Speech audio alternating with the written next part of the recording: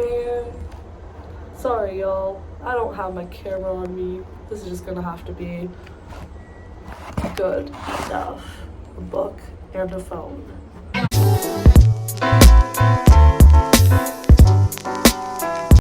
Hey y'all, it's been a year and a half since I last posted, but my friends are all asleep, and yesterday was World Bipolar Day, so I just thought, why not make a cute little video? The reason why I didn't really post in the past year and a half, and like I basically was MIA after a lot of people had commented throughout the year and a half, was because I felt like there were a lot of questions being asked, and I felt like I just didn't have the answers. It kind of scared me a little bit.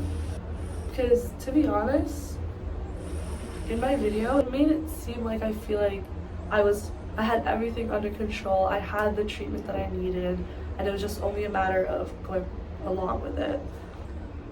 And I'm here to say that is just so not the case. Since I've posted, I have had a lot of bad nights, bad mornings, episodes of both mania and depression, been to inpatient again. I did an intensive outpatient program. I've dropped a therapist because we just didn't work out. A lot has happened. It was so hard to keep up with bipolar in my own personal life that I felt like it was obviously what you put out there and what you say has a lot of weight. And I just didn't want to be like weighing this type of thing as much because again, like, I don't really know what I'm saying, but basically, yeah, for those of y'all who have been commenting where my other videos are, here's one, but the reason why I haven't been posting them is because it's really hard for me to give advice on bipolar when I don't even know how to navigate it myself. During intensive outpatient, we were learning about how healing and treatment is far from linear and is actually a spiral. I mean, I have had weeks where I'm convinced I'm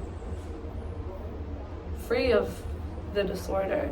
I have weeks where I think I'm really doing everything that I can, and then the next week everything goes to shit. I just thought I would make this very raw video to just say hi and explain some things, but in response to like some of the comments I've been receiving, I remember this one that really made me think was, how do you cope with your diagnosis? Again, I don't think I do, and that's okay, but honestly, I don't cope with my diagnosis well. I mean, I will tell people, like, yeah, I have bipolar, and I think it's nice to have a label. It's nice sometimes to have comfort in knowing that this is a real illness. It's really comforting in that sense. But in another sense, like, it seems so, what's the word? Suffocating. Because, frankly, not to discount other illnesses, but bipolar stays with you forever, and I think that's something that I struggle a lot with when I'm talking to my doctor. There is a lot of difficulty in knowing that you are living with a chronic illness, and honestly, that is another reason why I just haven't been able to make these videos and talk to y'all, because me realizing more and more that this is chronic, and even when I do everything that I possibly can, it's still gonna be there. It can be treated, sure, but I have to put in work, and y'all have to put in work. I'm not trying to, like, be a negative Nancy or anything, but it's just the truth. I know I come from a place of privilege with my treatment. I'm very lucky that my college connects me to other resources and has a lot of their own. Another person on my video commented about trying to find resources. I think a couple people, or maybe more, have commented about needing help. And that is also something that is very difficult to stomach sometimes, because I'm very fortunate that I'm able to have the resources and I'm able to be connected to the resources. But there is just so many flaws in our healthcare system, because a lot of people still don't think that mental illness is just as valid as physical illness. And getting therapy is so hard. Not everyone can afford $100 an hour for therapy, you know? I don't know if this was in one of the comments, but I wanted to talk about meds, which I don't think I really touched on too much in my first video. Me and meds do not mix, and I think a lot of you can relate to that. I am on 900 of lithium and 10 of Abilify right now, and it is a constant daily battle to take my meds. And I'm gonna be honest, a lot of the days I don't, and I do not recommend that. It is not a good idea, because of course they can't be fully effective if you're not taking them every day. I think what us with bipolar can really understand is that, first of all, yes, it's a chronic illness, so we are basically taking these, I don't know how it works, but probably for the rest of our lives. Like, I asked my doctor that, and I'm still in disbelief, and that is another element in the coping that I still cannot fathom. What I also forgot to mention was a big factor in people with bipolar not taking their medication is the mania aspect of it.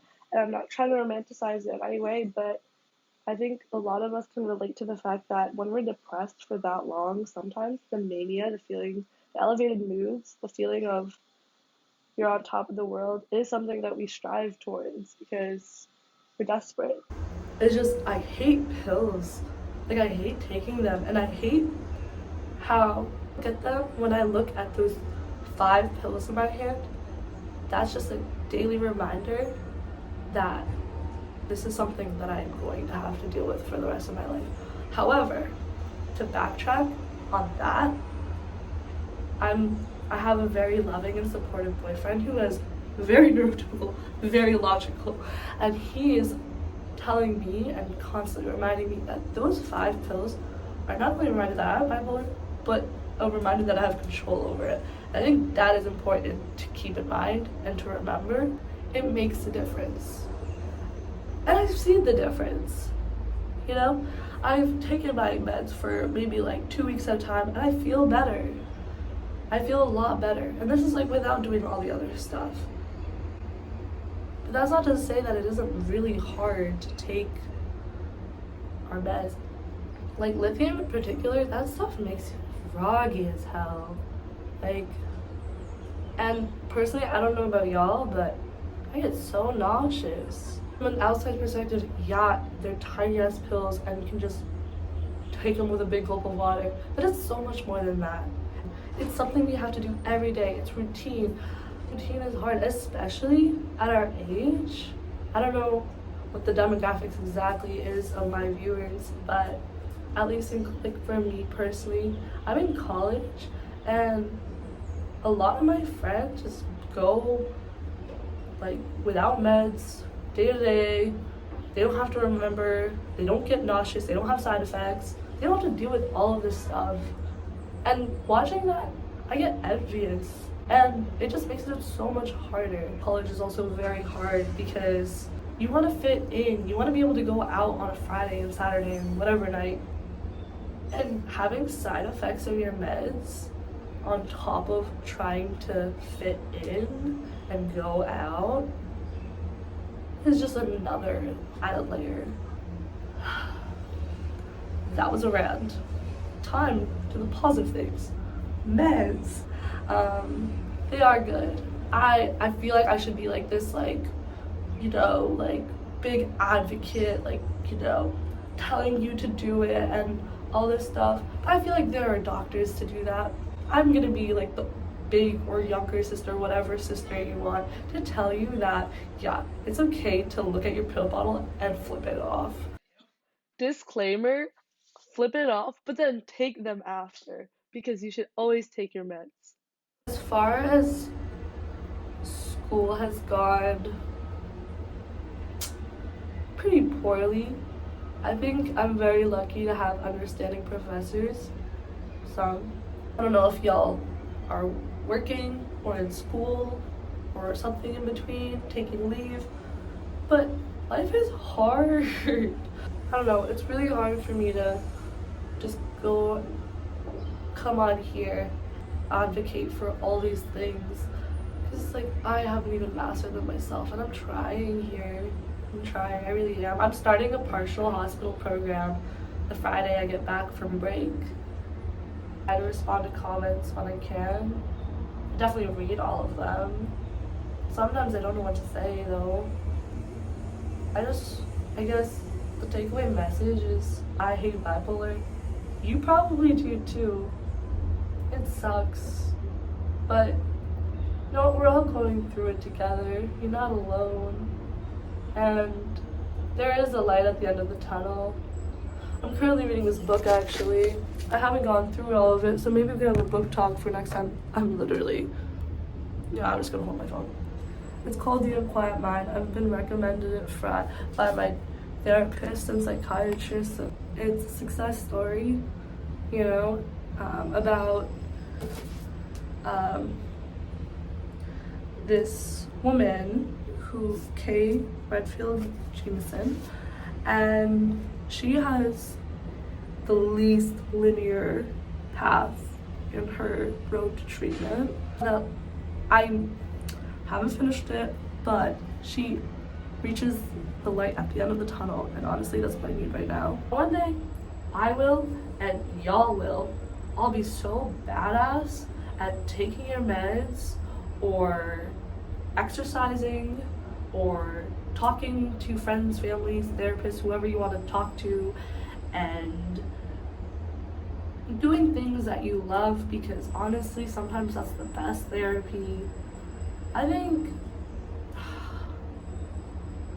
it will be hard, but there is a light at the end of the tunnel, and I know that's so cliche. I know that's so, I wouldn't believe it if you told me that. Honestly, I am feeling very hopeless most days, but I'm reading this book to motivate myself a little bit. I will give you a disclaimer. I bawled my eyes out the first 5 pages. It's just too real. She's very blunt, but I'm getting through it. So I do recommend The Unquiet Mind if you're into getting more exposure and feeling not alone in bipolar. That I think reading is also a good outlet. Then again, I also am such a bad reader and I have to read things over and over 5 times before I get it. But it's a really easy read. It's a memoir, so it's written in the first person. I have my contact info, my socials in my YouTube at the end slide. I don't know why I have my Pinterest on there, but anyways, I've seen a lot of great community in the comments and people commenting on other people's comments, and I think that's a wonderful thing that we have going. I think as people with bipolar, we have to stick together, because you know what, some people just won't get it. Friends, family, they can empathize, but they just won't get it. So yeah, that was my video on my phone, sitting on the ground in a balcony in Puerto Rico. Very unscripted, very raw. Here's my update to y'all.